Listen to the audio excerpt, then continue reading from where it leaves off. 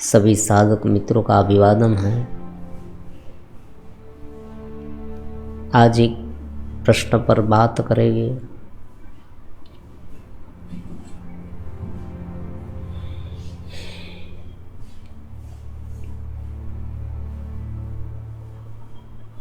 कुंडलिनी योग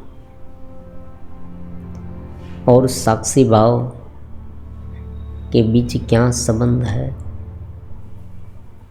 अगर कोई व्यक्ति साक्षी भाव में रहे तो क्या उनकी कुंडलिनी शक्ति जग सकती है?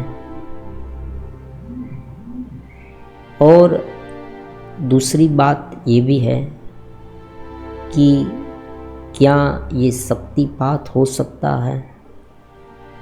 कोई व्यक्ति आके कुंडलिनी जगा सकता है? मैंने बहुत बार ऐसा सुना है, तो कृपया मार्गदर्शन करें।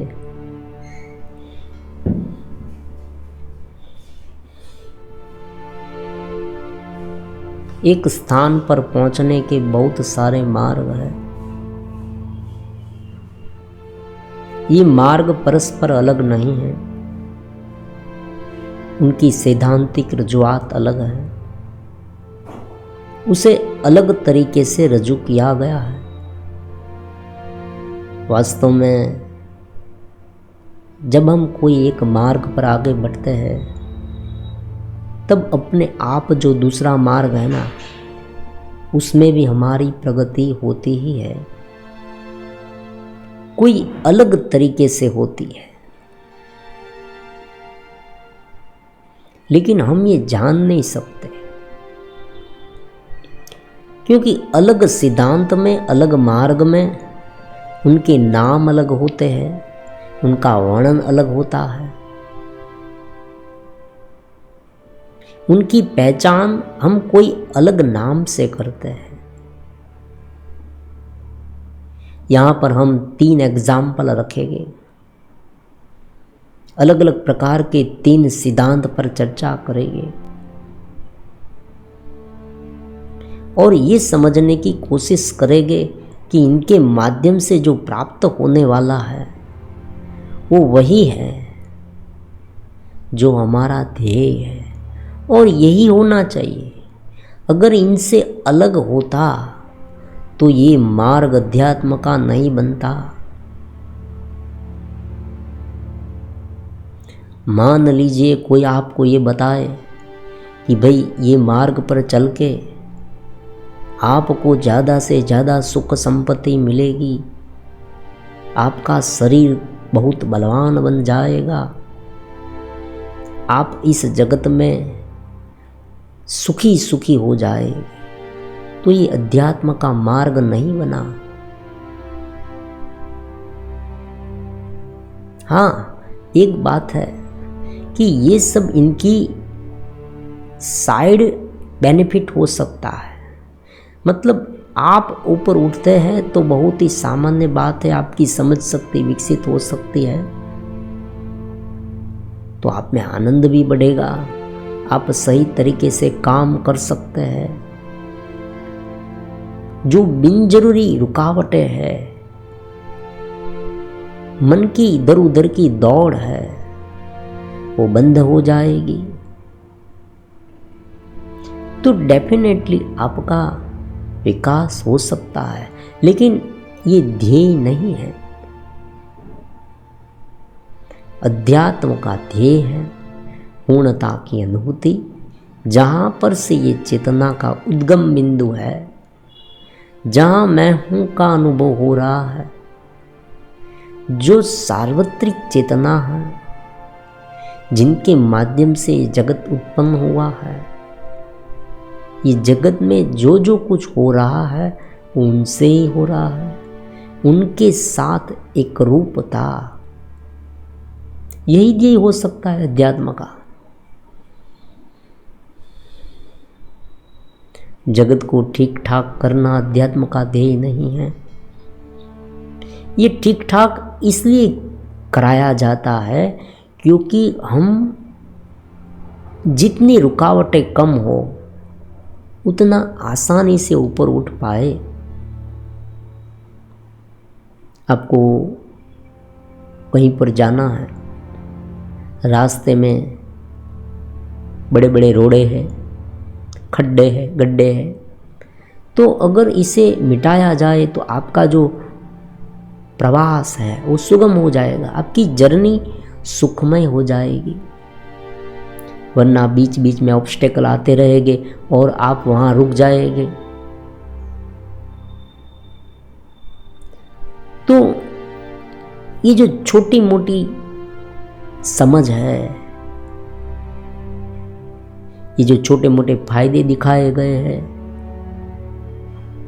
वो सब तो इसलिए है कि व्यक्ति का जीवन अगर सुयोग्य हो तो वो आसानी से ऊपर उठ पाए, उसमें दिव्यता की अनुभूति हो, चेत स्थिति का अनुभव उसमें सरलतम रूप से हो पाए। लेकिन ध्येय ये जगत नहीं हो सकता। क्यों नहीं हो सकता? क्योंकि ये तो परिवर्तनशील है, शाश्वत नहीं है।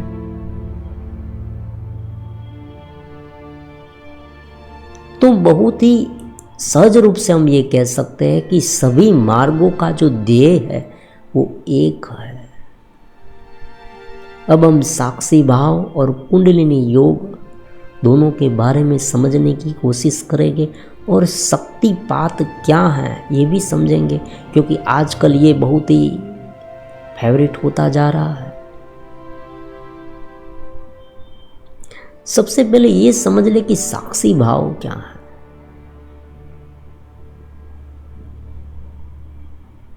जो चलित वस्तु है, जो चलित इंद्रिया है, चलित विषय है, उनके साथ अगर हम चलित हो जाएंगे तो जो विषय है उनके अनुसार हमारे भाव बदलते रहेंगे। मान लीजिए क्रोध उत्पन्न हुआ तो हम क्रोधी बन जाएंगे, वासना उत्पन्न हुई तो हम वैसे बन जाएंगे, ईर्ष्या उत्पन्न हुई तो ईर्ष्यालु बन जाएंगे। डिप्रेशन, चिंता, हताशा, भय, ये जो अलग अलग भाव है, ये अटैचमेंट के कारण हमें परेशान करते हैं। ये वेदांत का सूर है। अन्यथा हम देख पाए कि ये तो निरंतर होने वाली घटना है। हमारे आसपास के जगत में ऐसी बहुत सारी घटना घटती रहती है, लेकिन अगर हमारा अटैचमेंट उन पर है तो हमें ज़्यादा दुख होगा या सुख होगा। कभी हम दुखी हो जाएंगे, कभी हम सुखी हो जाएंगे। तो साक्षी भाव का मतलब ये है कि सुख और दुख को समान रूप से केवल देखना और सहज रूप से उनका आनंद लेना। दुख आया तो भी सहज रूप से हो जाना और ये मानने लगना कि ये तो परमात्मा जो है, जो दिव्यतम चेतना है, अस्तित्व है, हम उसे अस्तित्व कहेंगे, एग्जिस्टेंस है, जो दिव्यतम है, उनका एक अलग रूप है। और अगर सुख आया तो उसमें भी ज़्यादा से ज़्यादा उलझ नहीं जाएंगे, अपना आपा खो बैठकर इतने अधीर नहीं हो जाएंगे सुख भुगतने के लिए। और मुझे मिला अहम भाव,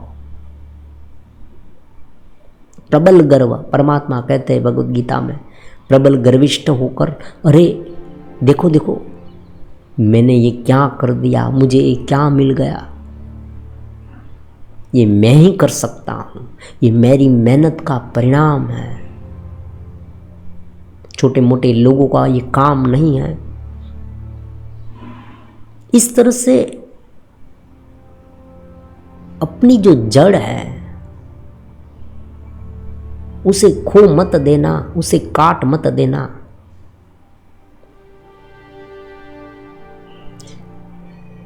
भूमि को पकड़ रखना, ग्राउंड। जहां से हम उत्पन्न हुए हैं उसे पकड़ रखना, उसे ही साक्षी भाव कहते हैं। तो दोनों आवागमन वाली स्थितियां, उसे द्वंद्व कहते हैं। परमात्मा अलग अलग द्वंद्व है। भगवद गीता में भी द्वंद्व के बारे में बहुत कुछ समझाया है। सुख दुख, राग द्वेष, जय पराजय, शीत उष्ण। परमात्मा कहते शीतोष्ण दुख सुख दुखदा आगमा पाइन। आने वाले जाने वाले, कभी आते हैं कभी जाते हैं। तो साक्षी भाव डेवलप करना मतलब स्थित धी रहना, इस दोनों के साथ सम्मिलित न होना, अविचल रहना, चलित मत हो जाना।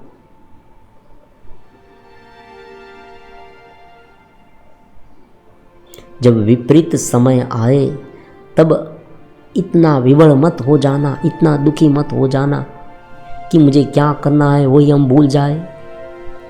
बस रोते रहे, दिन रात रोते ही रहे,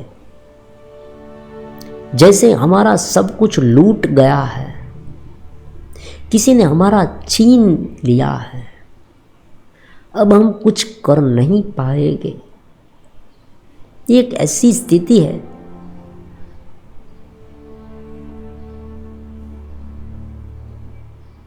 पराजित हो जाने की स्थिति। पूरी तरह से व्यक्ति हताश हो जाता है, अब कुछ नहीं होगा। तो जो प्रबल गर्व है, इनसे बिल्कुल विपरीत स्थिति है ये। तो दोनों स्थिति में साम्यता रखना, उसे साक्षी भाव कहेंगे। तो साक्षी भाव डेवलप करने के लिए अलग अलग प्रकार के उपाय हैं। सांस पर ध्यान रखना, क्योंकि जो सांस है हमारी निरंतर चलती रहती है। प्राणायाम के माध्यम से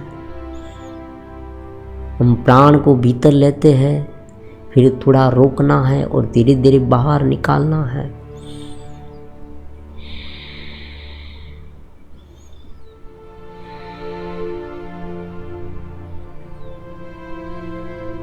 क्योंकि जब मनोभाव चल रहे होते हैं, तब अगर कोई व्यक्ति मनोभाव के साथ अत्यंत एकरूप हो जाए तो ये मनोभाव धीरे धीरे ज़्यादा संस्कार को क्रिएट करेंगे और यही संस्कार पुराने संस्कार को बाहर निकालेंगे और पुराने संस्कार, वर्तमान संस्कार और वृत्तियाँ, ये तीन मिलकर घेरा बनाएगा और ये घेरे में हम गिर जाएंगे। उसे ही संसार कहते हैं। परमात्मा कहते हैं ना, संसार चक्र को तुम काट दो। कैसे काट दो? असंग शस्त्रेण दृढ़ेन चित्वा। असंग शस्त्र,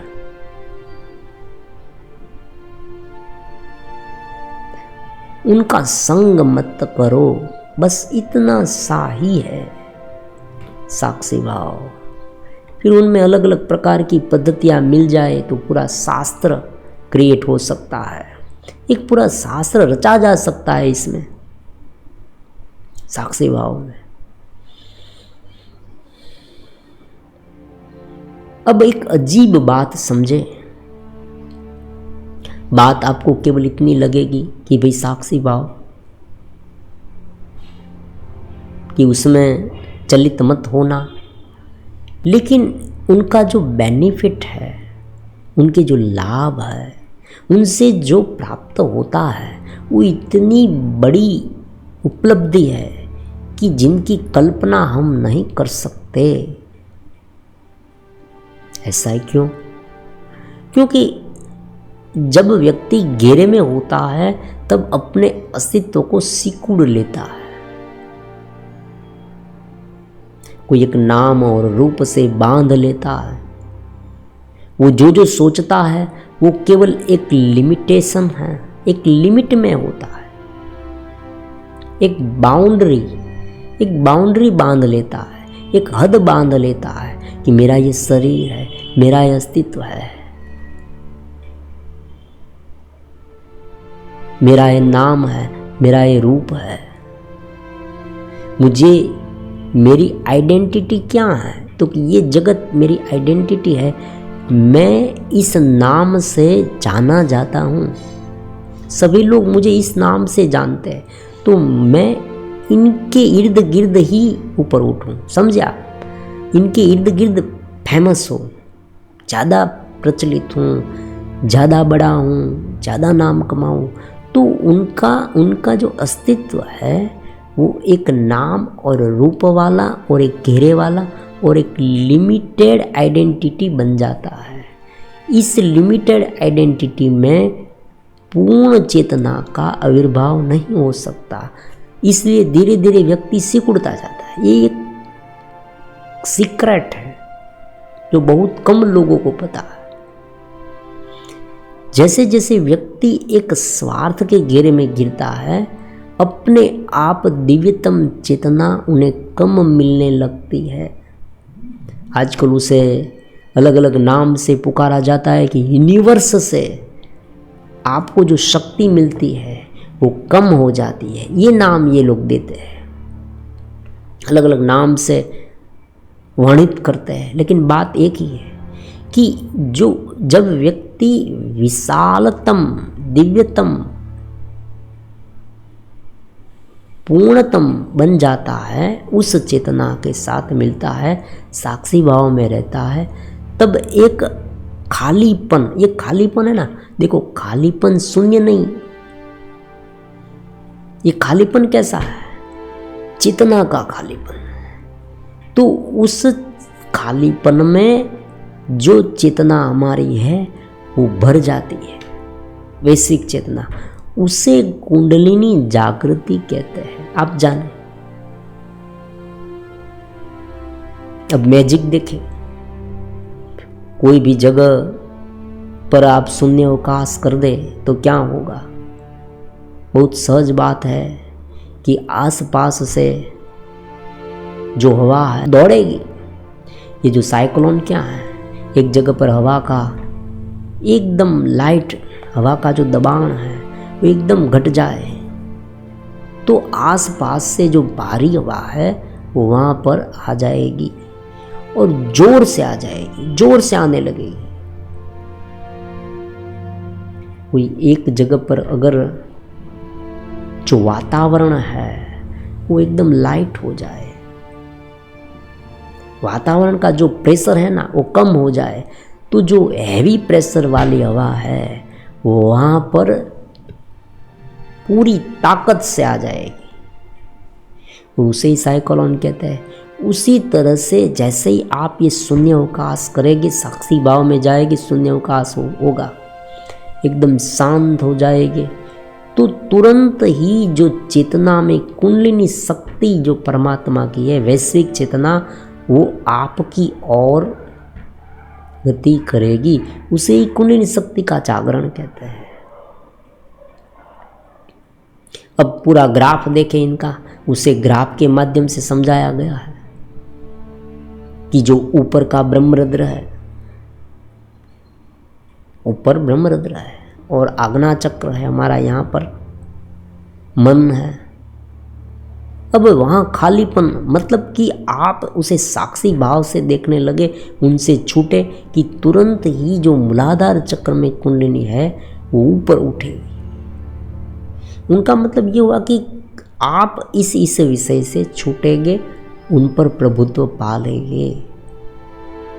जो प्रकृति के प्रगाढ़ रहस्य है वो आपको समझ में आने लगेंगे। आप एक दिव्यतम चेतना के मालिक बनते जाएंगे।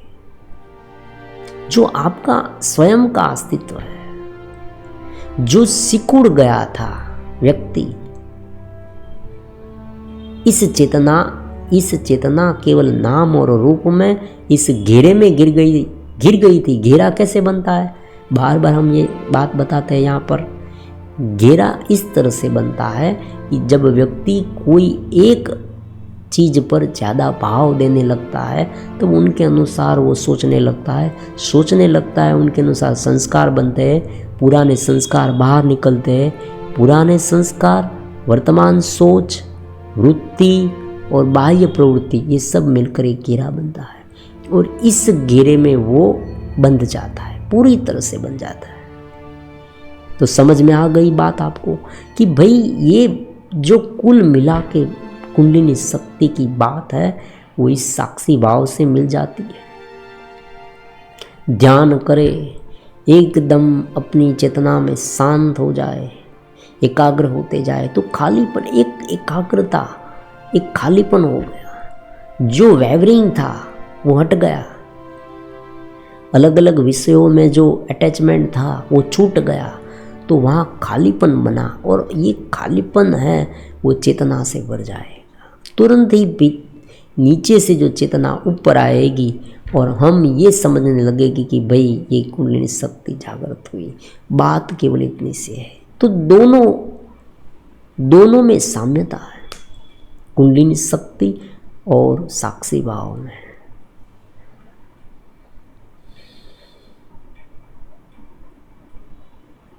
अब यहाँ पर एक दूसरी बात भी है कि अगर ध्यान के माध्यम से अलग अलग चक्र पर ध्यान करते हैं कोई लोग तो उसे अलग अलग प्रकार की शक्तियाँ मिल सकती है, और जो पूरी तरह से साक्षी भाव में विलीन हो जाता है तो उसे ब्रह्म भाव मिलता है, परमात्मा चेतना का जो आनंद है, आविर्भाव है, वो मिलता है।